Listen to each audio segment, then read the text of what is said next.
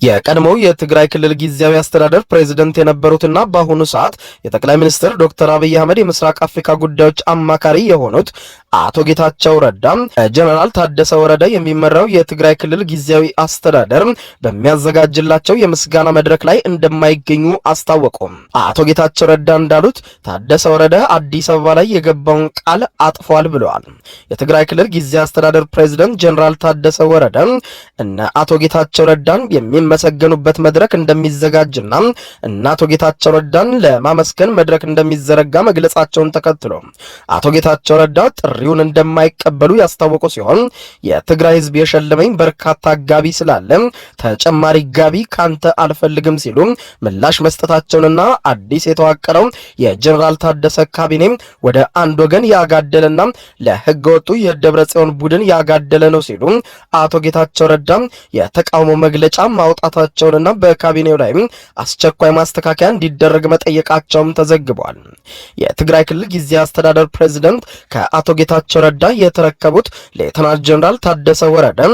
አዲስ ባዋቀሩት ካቢኔ የአባላቱን ቁጥር ከ27 ወደ 21 ያወረዱ ሲሆን ሁለት የነበረውን የምክትል ፕሬዝዳንት ስፍራ ወደ አንድ በማምጣት ይህንኑ ኃላፊነትም ለዶክተር ደብረጽዮን ገብረ ሚካኤል ቡድን በመስጠት የዶክተር ደብረጽዮን ቡድን ምክትል ሊቀመንበር የሆኑት አቶ አማኑኤል አሰፋን የጊዜያዊ አስተዳደሩ ምክትል ሊቀመንበር አድርገው ሲመርጡ አቶ ጌታቸው ረዳ የስልጣን ዘመን የእግድ ትዕዛዝ የተጣለባቸውን 3 ጀነራሎችም እግድ በማንሳት ሌተናንት ጀነራል ፍስሐ ኪዳኑ በሰላምና ጸጥታ ቢሮ ኃላፊነት እንዲቀጥሉ መወሰናቸውን ሲገልጽ የትግራይ ክልል ጊዜያዊ አስተዳደር ፕሬዝዳንት ሌተናንት ጀነራሉ ያዋቀሩትን አዲስ ካቢኔ በተመለከተ አቶ ጌታቸው ረዳ የህወሓት አንጃ ባወጣው የተቃውሞ መግለጫ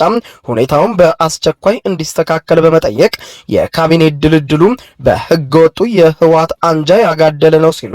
ፍትሃዊ የስልጣን ድልድል እንዲካሄድ ሲጠይቅ ጀነራል ታደሰ ወረደም በዓለም አቀፉ ማህበረሰብና በፌዴራል መንግስቱ ፊት የፈረሙትን ሰነድ ጥሰዋል ሲል ልዩነትም ተካሮ ወደ ግጭት እንዳያመራ ሲባል ስልጣን መለቀቁን ጠቅሶ ወደ አንድ ወገን ያጋደለው ካቢኔ በአስቸኳይ ካልታረመ ህዝቡን ከኋላ ቀር ቡድን ለመታገል ሲባል ሁሉንም አይነት አማራጮች እንደሚከተል በማስጠንቀቅ የፌዴራል መንግስቱም ሆነ ዓለም አቀፉ ማህበረሰብ ሁኔታውን በቅርበት እንዲያጤኑ አሳስቧል። ይህ በእንዲህ እንዳለ በጊዜያዊ አስተዳደሩ አዲስ ካቢኔ መቋቋሙን በሚመለከት መግለጫ የሰጡት ሌተናንት ጀነራል ታደሰ ወረደ ለቀድሞ የክልሉ ፕሬዝዳንት አቶ ጌታቸው ረዳና ለሌሎችም ኃላፊዎች የምስጋና መድረክ ማዘጋጀታቸውን ያስታወቁ ሲሆን በትግራይ ክልል በተዘጋጀ የምስጋና መድረክ እንዲገኙ ለአቶ ጌታቸው ረዳ ጥሪ መላካቸውን የገለጹ ቢሆንም አቶ ጌታቸው ረዳ ግን ጥሪውን እንደማይቀበሉ በሰጡት ምላሽ